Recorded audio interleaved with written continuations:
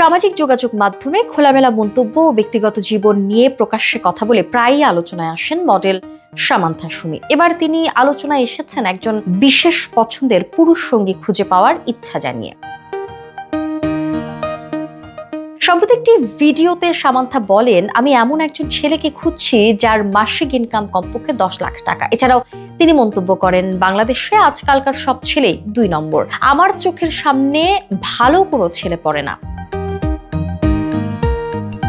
এই বক্তব্য ঘিরে সামাজিক মাধ্যমে শুরু হয়েছে তুমুল আলোচনা। কেউ বলছেন এটি একজন আত্মবিশ্বাসী নারীর ব্যক্তিগত পছন্দ ও চাহিদা প্রকাশ, আবার কেউ একে বলছেন সম্পূর্ণ অবাস্তব প্রত্যাশা।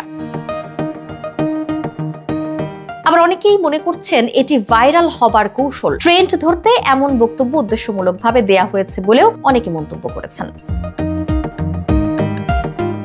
সামান্থা সুমি এর আগেও সম্পর্ক, ফ্যাশন এবং নারীর স্বাধীনতা নিয়ে নানা মন্তব্যে আলোচনায় এসেছেন। তার ভিডিওগুলো তরুণদের মধ্যে যেমন জনপ্রিয়, তেমনি ট্রলের শিকারও হয়ে থাকে।